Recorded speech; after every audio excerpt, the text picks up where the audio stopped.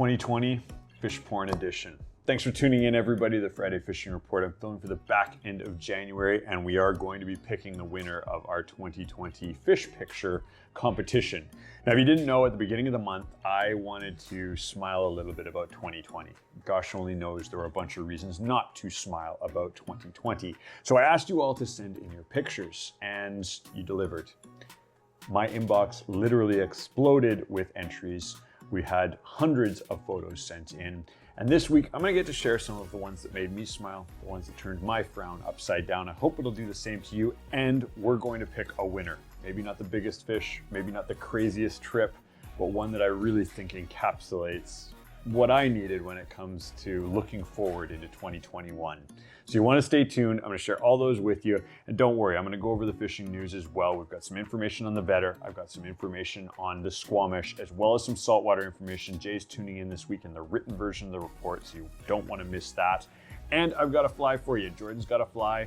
It is called the Prawn Hub. I don't know where he got that name, but I'm gonna share that with you guys as well, because it's a cool steelhead pattern. You might wanna tune in for it if you're getting a box ready or you're in the middle of season and need to reload.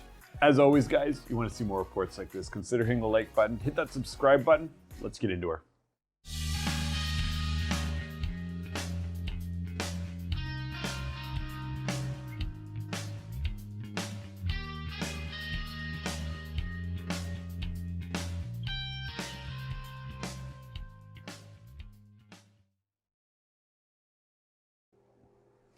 All right, guys, thanks for tuning in, and more importantly, thanks for sending all the pictures in. This was tons of fun. I plan to do it maybe a little bit more elaborately next year. Maybe I'll have you guys vote. Maybe we'll have some criteria, because the response was overwhelming. And there's nothing I like more than looking at cool fishing pictures, well, besides going fishing.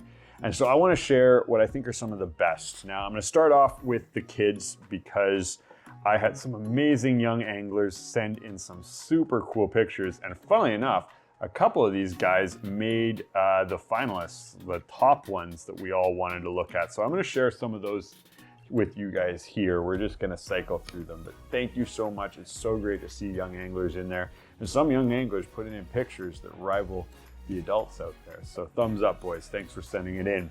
Flip it around, and when we wanna look at the main stuff, the really, really interesting stuff, there were a bunch. Beautiful scenery. This is one of the kids that made it to the finalist level. This bass is huge. I won't ask where you got that, but I bet I could figure it out from that park bench in the background. But amazing bass, beautiful lake shots, really cool Chinook pictures. This kind of thing I like, these close-ups, super cool.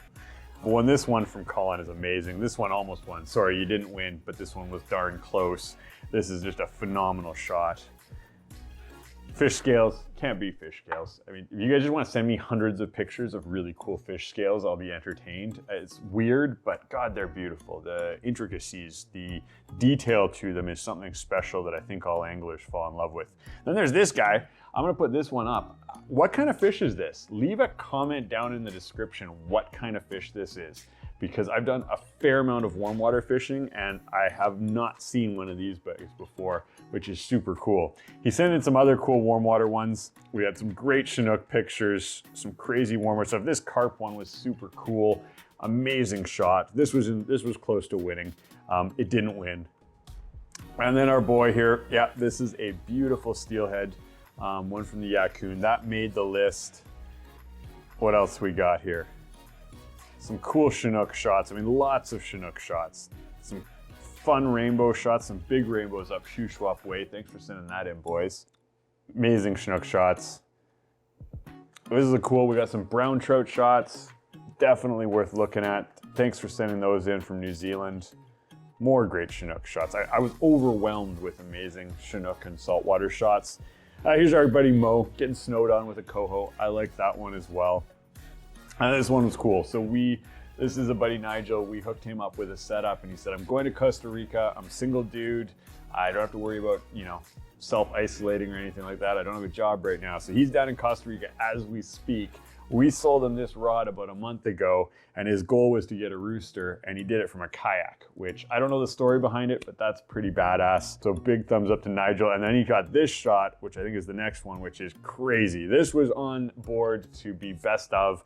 It didn't win because it is a warm water shot, so I wanted to have something a little more close to home, a little bit more BC home feel to it, but this shot's amazing, man. Just beautiful. More Chinook shots. This one's cool. This one is one of the nicer cutthroat I've seen out of the area. Beautiful shot. I love cutthroat. Everyone might be saying, hey, wait a second, that's a pretty small fish. This is a pretty special fish. Beautiful, pristine fish. No idea where they got it from, but thanks for sending that in. And then we got the scenery shots. Scenery shots are probably my favorite. I mean, I've seen tens of thousands of fish pictures, but the scenery shot sort of asks what's out there. This one was cool. This one almost won as well. For the brothers out there, this is one of the greatest shots ever. Thank you so much for sending it in. Such a cool shot.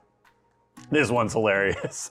I had to look at this twice because I was like, what the heck? This guy's sending a picture of him on a cell phone on a kayak. That's not part of the deal. And then you look closer and you see his dog's bailing ship on the side here, jumping into the water. It was worth the giggle. Thanks for sending it in. No, you didn't win. This one was great. I'll just leave that up. That made me giggle. More great Chinook shots. More big rainbow shots. This is a beautiful one. I think my buddy Steve sent this in, and this is a beautiful shot. This one was also in the finalists group. These ones were cool. I gotta say, there was a bunch of really professional ones. These were also beautiful. Amazing grayling. This looks like such a cool trip. This shot's just stunning. This one wins the photography competition. Maybe not the best fish picture overall, but this one was definitely a photographer's winner. Maybe next year there will be a category, so keep holding on to them. You know, get some more ones for next year. I think this was Teddy who sent this one in. Teddy again with a beautiful bull trout. Awesome shot. This one's cool. I just love when nature does really cool stuff when she's doing her thing. More Chinook. More awesome bull trout. More awesome Chinook. How a halibut, let's throw that in for good measure. More Chinook. Cool casting shot.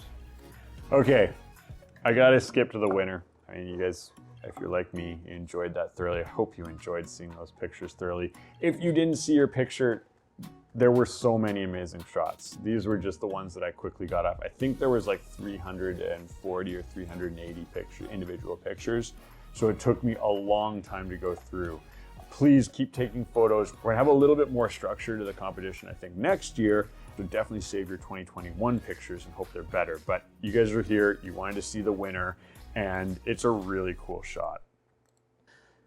So I chose this one, and when I opened my email, I literally stood on tiptoes. You can sort of feel this picture, and it may not be the biggest fish, it may not be taken with this super expensive camera, but I think this captures what I wanted out of the best of 2020 fish pictures. Because for me, fishing is a lot about the journey, a lot about getting there, and it's also a lot like life in that matter. There's a lot of rocks you got to climb over, a lot of shit gets in the way.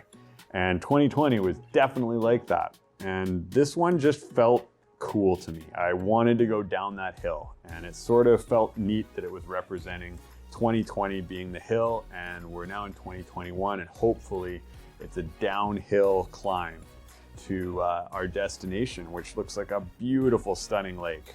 So congratulations. I'm going to send an email to the winner, and there's going to be a gift card waiting here with your name on it. So congratulations. I'll put your name and info down here just to confirm all that. But expect that email soon, and awesome job to everybody. Thanks again so much for sending in those pictures. Okay, let's get into some quick fishing stuff. You guys tuned through that. Thank you. Let's talk a little bit about the Vedder. Awesome report still coming in. Definitely worth going. Let's talk a little about the Squamish. It's been challenging. That cold weather sucked up water quite a bit, and we've got some details in the written report about water levels and where those are going. We also have some really good details on the Vedder because Alex was out and there was some colored water issues on the weekend that you might want to correlate if you're heading out, but it's still definitely worth going. On the saltwater front, Jay's got an update there in the written version of the report. He hasn't tuned in a little bit, so you want to check that out. It looks good, weather looks decent, and he's got some trips on the board, so they've been pulling on a few fish. Last but not least, I've got a fly from Jordan, and it's called the Prawn Hub. I have no idea where he got that name from, but it's a great looking steelhead prawn pattern. I'm gonna leave links to that up here, and we'll also leave it at the back end of the report.